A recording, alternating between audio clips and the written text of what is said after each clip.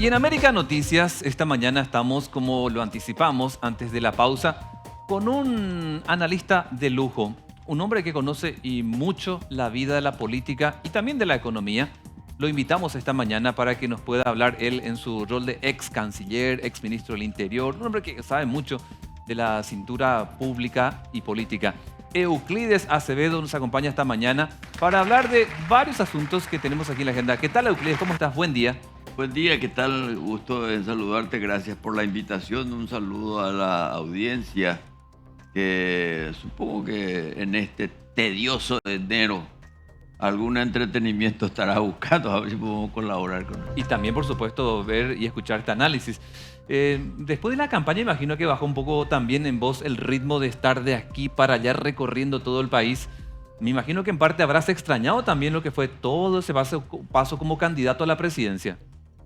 Sí, hay una suerte de añoranza, no a la campaña en sí, sino a lo que supone esa campaña, porque en la campaña electoral, independientemente de la divulgación de tu propuesta, Sí. hay una observación realista de lo que está pasando en el país.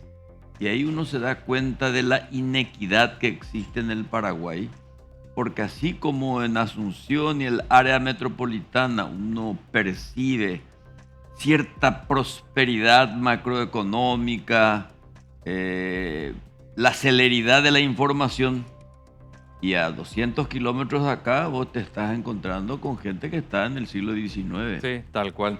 Vos sabés que yo, Euclides, asumí públicamente que voté por vos. Y que también asumí que creí que no ibas a ganar. Porque se veía una oposición que estaba como dispersa. Absolutamente. Y yo asumí que a mí me gustaba tu propuesta. No tenía por qué ocultarlo, porque quería que la gente supiera cómo yo iba a informar. Entonces, si cada uno quería seguirme o no en mis comentarios o informaciones. Pero también lamenté que la oposición no pudo unirse ante el Partido Colorado. Mira, yo no me arrepiento de haber optado por lo más difícil y lo más complicado. Yo podía haberme quedado en la Cancillería, podía apelar a un cargo en el Senado o en diputados, o simplemente quedarme como observador. Pero uno llega a la conclusión de que hubo sí un error de cálculo. Y efectivamente, los de la oposición no tuvimos la capacidad de coagular alrededor de un proyecto, candidaturas que puedan desatar el entusiasmo de la gente. Y está demostrado que si la oposición no está unida, no puede ganar. Sí. Pero por otra parte también el Partido Colorado llegó a su techo, no pasa del 40-41%. Pero gana igual.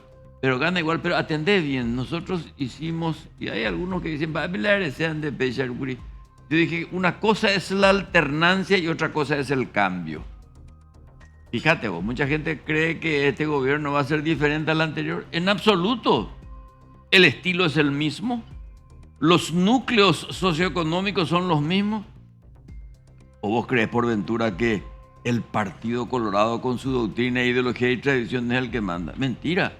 Que hay una oligarquía de productores, una oligarquía de comisionistas, una oligarquía de productores de granos, una oligarquía de banqueros, una oligarquía de la vacunocracia nacional. Son los que determinaron finalmente el triunfo político. Tengo varios temas, Euclides, también Hugo se va a sumar en un rato. Creo que en la agenda internacional, y sé que cuando estuviste en Voces, en algún momento, un programa que va a la noche, aquí por A24, martes y jueves, ya habíamos hablado en tu rol de candidato. Hoy ya como analista, Euclides, se habla mucho de que Lula podría romper el acuerdo sobre precios de la energía de Itaipú. ¿Es mera especulación de la prensa brasileña o vos crees que eso puede darse? Puede darse. De todas maneras, es un curso de acción política porque Lula finalmente se debe, más aún ahora que ha cambiado su radicalismo ideológico a una cuestión más pragmática. Polla de San Pablo lo que traduce es el interés del sector privado brasileño en materia de energía. Y lo que dice Lula es, bueno, si ustedes siguen firmes, voy a tener que revisar. No dice va a romper, va a revisar, dice.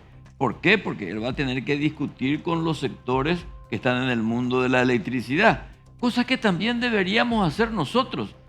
Por eso, en estas negociaciones, la comunicación es muy importante. La comunicación fiel, porque si no se presta a especulaciones y uno se queda con el título, va a romper la baraja. No es así. Vos fuiste canciller durante el gobierno de Mario Abdo Benítez y conoces muy bien cómo se maneja la política internacional, y quiero puntualizar Brasil. ¿Cuál es el temperamento, el carácter de esos técnicos, muchos de ellos militares, que conforman las altas partes del lado brasileño de Itaipú? Pregunto esto para, a la hora de sentarnos a dialogar, ¿cuál va a ser el temperamento de ellos a la hora de decir, esta es la tarifa que Paraguay quiere cobrar? ¿Cómo lo ves a ellos? No hay que olvidar, y por eso es importante, y con todo respeto quiero recomendar sobre todo a la juventud, estudiar historia. Conocer la historia de nuestro país y sobre todo de nuestros vecinos. La política exterior brasilera que se dibuja en el Ministerio de Defensa, porque ese es el sentido correcto de la palabra, es una política expansionista. Y al ser una política expansionista, nunca te ve como un aliado. Eso está en el subconsciente de los protagonistas, pero está en la línea de acción de Itamaraty. Entonces, por eso ponen casi siempre en el Consejo de Itaipú a ministros, a generales, a gente que estuvieron en altas negociaciones. Me acuerdo que uno de los interlocutores cuando yo estuve en la Cancillería fue un ex militar, un ex almirante, que nada más y nada menos que negoció acuerdos atómicos con Francia. Acuérdense ustedes de que la política naval brasilera es atómica. Sí. Tiene una fuerza aérea fantástica. Compraron por valor de 36.000 millones. 36.000 millones de euros una escuadrilla de aviones Saab, que son los aviones caza más caros del mundo. Y más, consiguieron ensamblar aviones de Saab en un acuerdo con Embraer en el Brasil. Es decir, vos te encontrás con un pretendido y recuperado imperio. Y eso tenemos que entender, pero no achicarnos. Y te pongo un ejemplo muy concreto. ¿Cómo nosotros, siendo presidente pro tempore del Mercosur, vamos a delegar en el canciller brasileño las negociaciones con la Unión Europea? Ñandé chantaíño y platabé. Pero nañaranduve, ñandé, igualitos somos. Tal cual. En un rato se suma Hugo, y no quiero agotar el tema Itaipú porque te quiero preguntar el martes en Voces. Quiero pasar a Milei, el presidente de Argentina, y se habla mucho que también está en la agenda debatir el tema de peaje de hidrovía, que aseguran desde acá y otros países que fue arbitrario este costo. ¿Crees que con Milei van a ceder a las pretensiones de Paraguay de que ya no se cobre ese monto? Pero fíjate en las declaraciones de la canciller Mondino. La canciller Mondino dijo, en la hidrovía se hicieron muchos trabajos y los trabajos hechos tienen que pagarse. O sea, de entrada te dice, no, repagana. Sí. Entonces nosotros tenemos que hacer una contrapropuesta, porque aquí también hay que distinguir algo. No es lo mismo los intereses de los armadores que el interés nacional. La hidrovía no le sirve para nada al productor de tomate que está en Caguazú o en J. Augusto Saldívar. O sea, lo que le sirven son a los armadores. Y esa es la tercera flota del mundo paraguaya. Una cosa es que usen la bandera paraguaya. De los 53, 6 nomás son paraguayos, el resto son todos extranjeros. Sí. Y yo creo que con Milei la cosa va a ser mucho más compleja, va a ser más difícil. Y ahí tenemos que ser mucho más fuertes. Y ahí dice Mondino, tiempo y paciencia. Espera un momentito, vamos a discutir el ritmo de los tiempos. No lo vas a imponer vos, vamos a hacer nosotros. Por eso es importante. ¿Quién va a ser el embajador paraguayo en la Argentina? Sí, en marzo supuestamente sale el nombre. Ahora, tiene que salir, pero tiene que ser un nombre que responda directamente a la política exterior paraguaya, es decir, con el presidente de la República. Hay dos cosas que el presidente no puede delegar: la política de defensa y la política exterior. Eso es intransferible. Por lo tanto, el embajador, independientemente del ritual y el protocolo decadente de la diplomacia, tiene que trabajar directamente con el presidente, el aparato productivo nacional, por lo tanto empresarios y trabajadores, y sobre todo con el servicio de inteligencia. Pero los ves a los de Argentina cediendo a la pretensión de Paraguay. Hablaste de paciencia y tiempo, pero No, ellos dicen paciencia y tiempo. Yo le voy a decir, verá un momentito. Hay dos tipos de paciencia. Hay una paciencia franciscana y hay otra, es una paciencia diplomática que es, digamos, de acuerdo a las necesidades de los tiempos. Pero eso es negociación pura. Y en la negociación tenés que tener información y firmeza. No prepotencia ni arrogancia, y mucho menos docilidad. y te pregunto por qué se lo ve con un temperamento fuerte a Milei. Sí, él es un temperamento fuerte, pero hay que analizar muchas cosas, porque sobre Milei se dicen barbaridades y se dicen genialidades. De todas maneras, el servicio de inteligencia es el que me tiene que dotar a mí del diagnóstico de la personalidad de mi interlocutor. Por eso que la gente, no sé por qué menosprecia el servicio de inteligencia. Porque el servicio de inteligencia no es para frenar conspiraciones internas. El servicio de inteligencia es dotarte de información para que tu curso de acción sea eficaz. Yo tengo que saber cuáles son las debilidades y fortalezas de la señora Mondino. Sí. Tengo que saber qué le interesa y qué no al señor Milei. Porque a la hora de la verdad, las relaciones interpersonales determinan el resultado de la negociación. Hugo, para sumarnos a la charla. Sí, buen día, doctor Euclides, bienvenido. Quiero volver un poco hacia la política, a la situación política de nuestro país. Primero comenzar, que hay una conocida frase que el tiempo nos dará la razón, ¿verdad? ¿Por qué menciono esto, Euclides? Recuerdo ese momento en el que se hablaba de la concertación, de las posibilidades de que un candidato se sume. En tu caso decidiste ir con un movimiento propio y asumir el cargo de candidato, asumir ese desafío de ser candidato a presidente. Y mirando un poquito la actualidad, yo sinceramente siento que, y me refiero a la concertación, nunca existió diálogo. Hasta pareciera que había mucha soberbia y hasta inclusive me dio la sensación de que parecían políticos inexpertos. Y hoy vemos un Partido Colorado que arrasó en todo. Te pregunto, Euclides, ¿habrá o no habrá un renacer en la oposición? Claro que va a haber. La política es cambiante, la política es dialéctica. Por eso miro con cierta displicencia y a veces hasta con cierta burla a esas personas que creen que saben todo, que creen que van a ser eternos. Yo he visto caer a gente con prepotencia, con autoridad, con dinero, con todo. Ojo, Tatacuave. Entonces va a haber un resurgir de la oposición. Hay un sector de la juventud muy importante y también la oposición tiene que aprender que con arrogancia, con marginación del diálogo, porque mira que yo he hablado mucho con los dirigentes de la concertación, buscamos acuerdos, acuerdo de Coapa, contrato de adhesión, ¿querés o no querés? No, así no se manejan las cosas. Entonces los hechos te dan la razón, como decís vos, en el sentido de que si no hay diálogo, si no hay humildad en las negociaciones, el fracaso está asegurado. Pero la oposición va a resurgir, seguro porque en este momento, dentro del propio Partido Colorado va a surgir la oposición porque es un reino de taifas. O sea, son oligarquías, porque no es una oligarquía también de mucha, que va a terminar descomponiéndose de a poco. ¿Sabes por qué digo el tiempo nos da la razón? No solamente por ese detalle que está diciendo Euclides, sino también por la lectura que estuviste en ese momento. Qué bueno que te diste cuenta que no había ninguna posibilidad de diálogo. Yo no tengo problema en nombrar. Para mí, Efraín Alegre pecó de soberbio. Y creo también este discurso de que, no, Horacio Cartes esto, no, que esto, o sea, la gente se dio cuenta, se cansó. ¿Cuál debe ser el enfoque de la oposición, doctor? En el caso de cuando empiece la campaña política, ¿hacia dónde debe enfocarse? Porque era todo crítica, aquí para allá se disparaban, tiraban veneno y al fin y al cabo no hablaban de lo que la gente espera, que son propuestas de gobierno.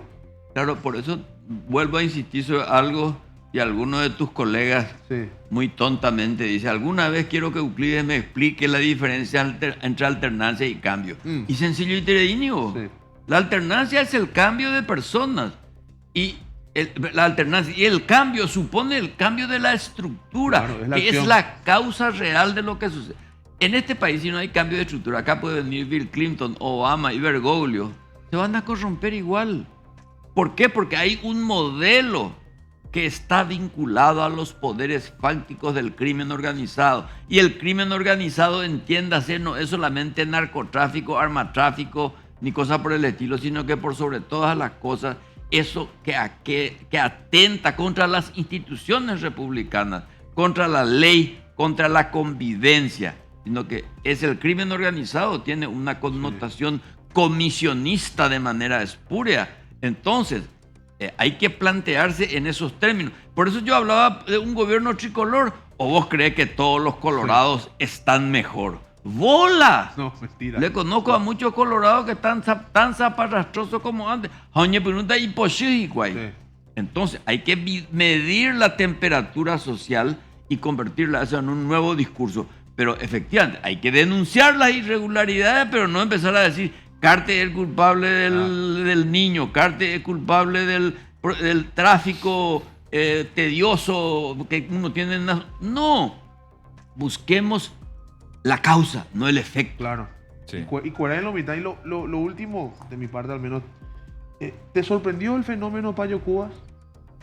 No, no me sorprendió. Lo que pasa es que el fenómeno Payo Cubas hay que verlo de distintas maneras. Y aquí hay que combinar información con fenómeno social.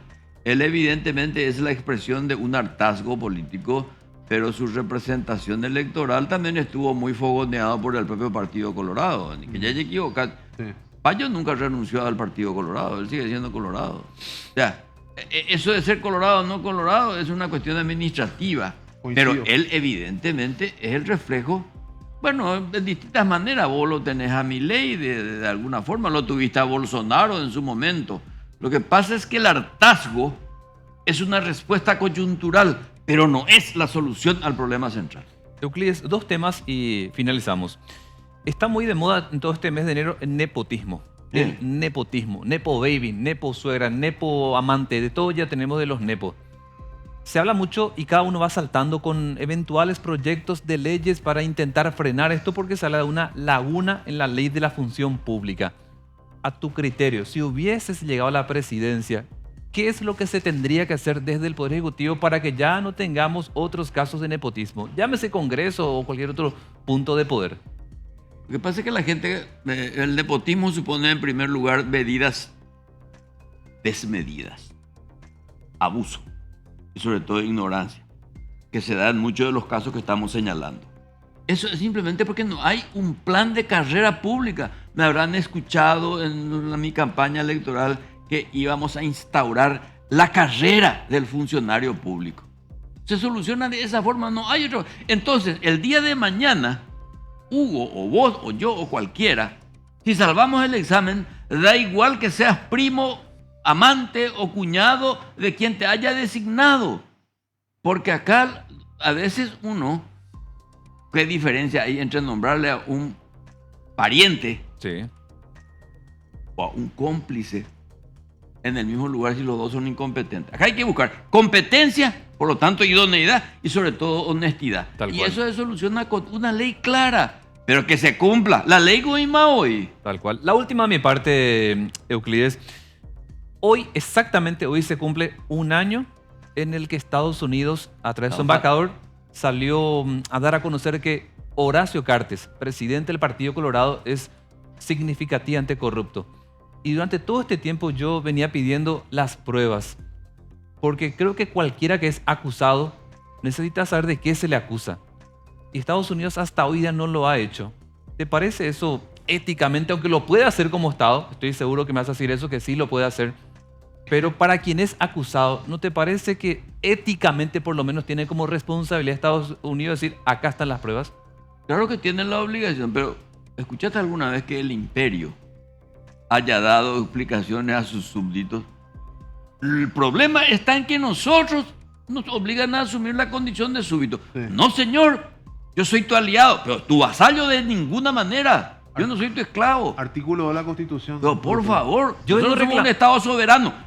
Y los paraguayos sabemos quiénes son inocentes y quiénes son culpables. Más pio con gringo utas y se endepean de amoa. No es así. Además, hace un año no es significativamente corrupto. Hace un año que la Organización Norteamericana de Descalificación Comercial, la OFAC, Sí. es la que dejó prácticamente fuera de lado el circuito comercial del señor Cartes. Pero los americanos son muy... Perdón que me meta en el medio. Este año hay elecciones en Estados Unidos. Y parece que da como para que gane Trump nuevamente. ¿Va a cambiar algo o no? Sí, claro que va a cambiar. Pero aquí ya es un problema geopolítico, vamos a tratar en otro momento. Sí. No, claro, entiendo. Entre el anglosionismo y el nuevo orden internacional que va a incluir a China, Rusia, Sí. el sudeste asiático y la mirada pícara de los indios. Sin duda. Para dejarte ya y cerrar un poco lo que tiene que ver con los Estados Unidos, te decía, en campaña electoral Estados Unidos dio a conocer contra Hugo Velázquez, vicepresidente de la República, que en campaña electoral tuvo que tirar la toalla en las internas. Lo de Horacio Cartes también. E insisto, ¿no te parece que hizo mucho daño a la vida democrática en un momento electoral a Estados Unidos? Toda injerencia, y eso viola uno de los principios constitucionales en los que se basa nuestra república, que es la no intromisión en los asuntos internos y la igualdad jurídica de los estados. Claro que hace daño al meterse. ¿Vos crees por ventura que nosotros podemos meternos en una campaña electoral ajena? Nos van a poner en el primer avión y chau. No, no es así. Claro que hizo daño. Hizo daño no por los resultados, porque finalmente el primer gran derrotado en la campaña electoral fue la embajada norteamericana, porque ganó justamente a quien ellos querían apartarlo del poder. Tal cual. Y yo creo que nosotros los paraguayos tenemos que recuperar nuestra identidad y nuestra soberanía, sin pelearnos con nadie, pero que nadie venga a meterte en tu patio a decirte lo que tenés que hacer. Me encanta porque es con Hugo un poco la postura que todos los días estamos teniendo acá. Que por pequeño que fuese Paraguay, es un estado independiente, libre, soberano. Y que cuando el martes hablemos en Voces, te quiero preguntar sobre la Unión Europea, te quiero preguntar por la seguridad interna, porque fuiste ministro del Interior. O sea, son muchos temas en la agenda, pero yo quería hacer ya un adelanto esta mañana contigo, Euclides, agradeciendo tu tiempo. Al contrario, gracias a ustedes. Espero que alguien haya dejado por lo menos un café por un ratito para atendernos. Acá tenemos un café para invitarte, por supuesto. No, pues vende, buscáis. No, quede mal parado como anfitrión, parece. En la pausa tomamos un café. Gracias, Euclides. Gracias a ustedes. Gracias, Hugo. Pausa y a la vuelta seguimos con más América Noticias.